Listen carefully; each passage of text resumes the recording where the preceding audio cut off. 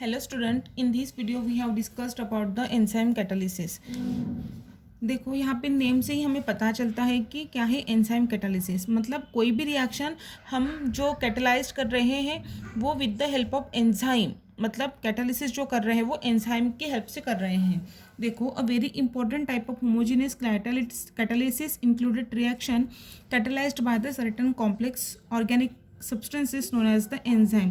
Homogeneous catalysis में हमने acid base catalyse देखा था, ठीक है। Now this is the enzyme catalysis in which the homogeneous catalysis includes reaction catalyzed by the certain organic complex organic substances। कुछ complex एक organic substance है वो रिएक्शन को कैटलाइज कर रहे हैं और उसे ही हम क्या बोल रहे हैं, यहाँ पे हम बोल रहे हैं एंजाइम।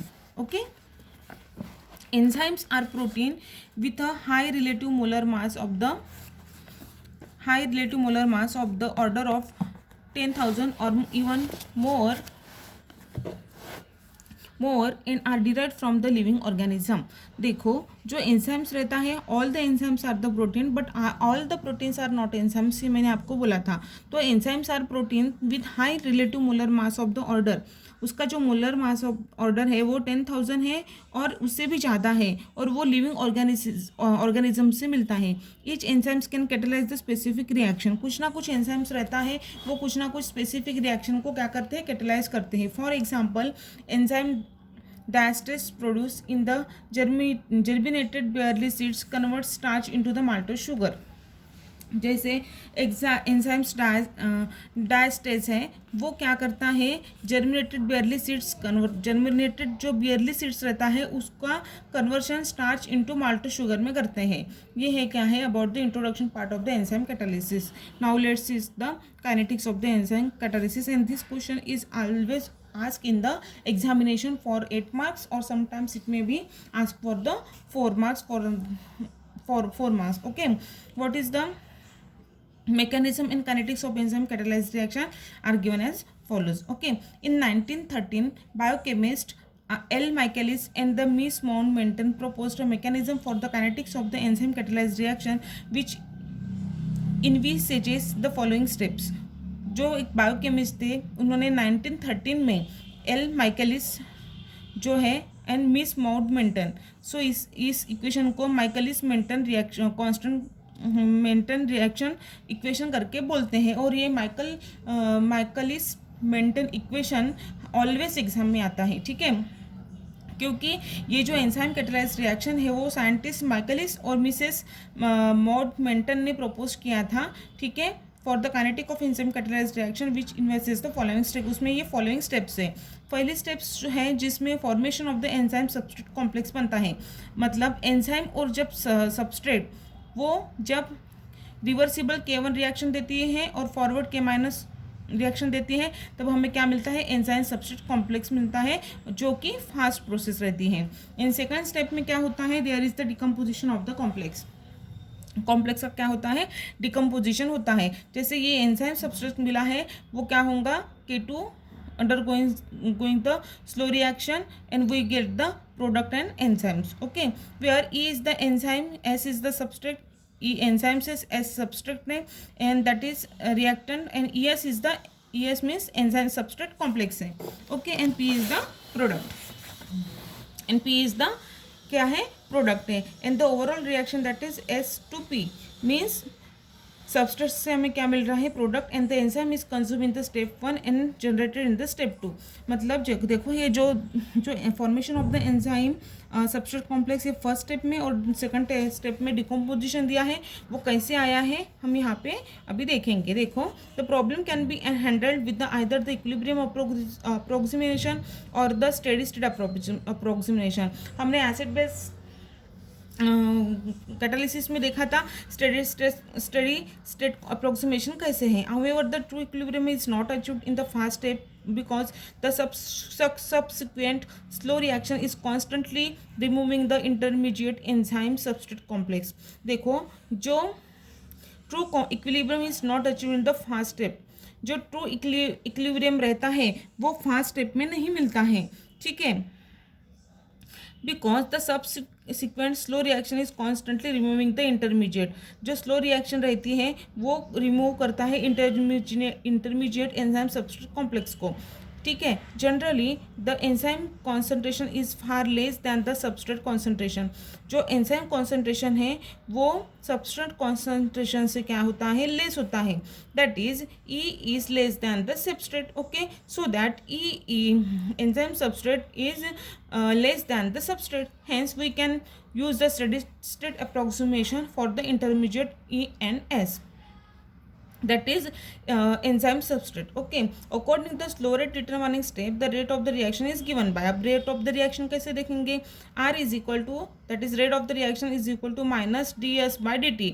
मतलब substrate is equal to plus dp by dt, मतलब product is equal to K2 means fast, that is enzyme substrate complex. That is equation number 15. Okay, now using steady state approximation for enzyme substrate we have, यदि हम यहाँ पे steady state approximation देखते हैं इसका formation of the enzyme substrate complex का, तो क्या मिलेंगे हमें D by D E S upon D T is equal to K1 E S बराबर है, यहाँ पे देखो ई एन एस है, ठीक है, ई एन एस है और यहाँ पे ई एस है, तो क्या होगा D E S upon D T is equal to K1 बराबर है K1 E and S minus K-1 E S minus K2 में क्या हमें मिलेगा, E S is equal to 0.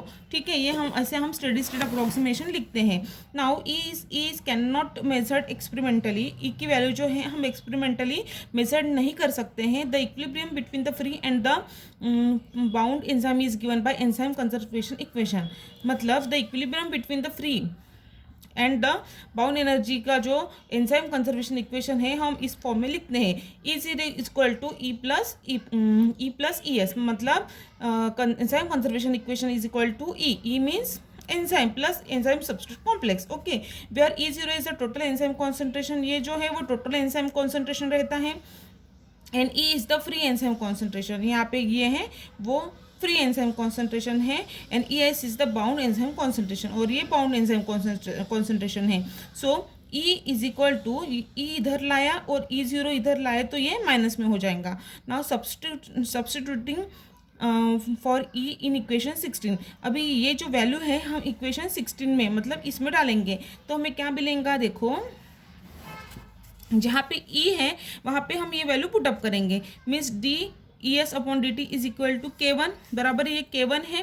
ठीक है, ई मतलब क्या है, अभी ई में कौन सी वैल्यू पुटअप करेंगे हम, ई वाली, that is K1 E0 minus E S. Okay, ये कर दी और इसका एस एज इट इज आ गया minus K1 E S minus K2 E S is equal to 0. मतलब instead of E only we have put here E0 minus E S. Okay, so collect the term and simplify. अभी हम यहाँ से collection of term करेंगे and simplify करेंगे.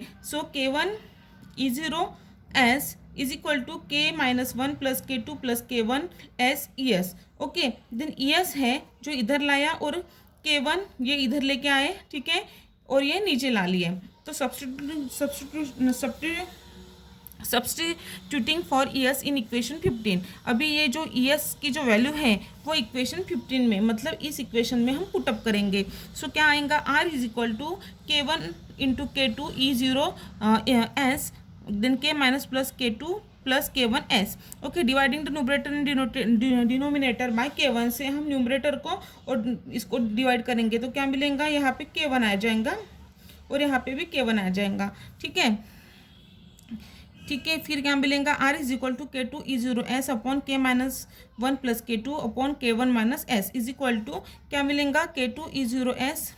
इसमें क्या होगा, ये टर्म जो है ये टर्म को कांस्टेंट यूज हम कर रहे हैं, ये वाले टर्म को, वो कांस्टेंट क्या है, Km. Okay, Km plus S where new constant Km is called as the Michaelis constant is given by Km is equal to K-1 plus K2 by K1. Now Km is not a equilibrium constant, so equation 23 is known as the Michael-Menten equation. So this is the Michael-Menten equation, and this equation is always asked in the examination for 8 marks or the 4 marks. Okay, now क्या बोलते हैं, further simplification of equation 23 यदि करते हैं, when all the enzymes is reacted with the substrate at high concentration the reaction will be going to maximum rate, no free enzyme will remain, so that is equal to hence equation from equation 15, ये जो पहला equation उससे हमें क्या मिलेगा, R max is equal to V max is equal to K2E0. Okay, so where V max is maximum rate using the notation of enzymology, and Michael-Maintenance equation can now be written as R is equal to V max S upon Km plus S. Okay,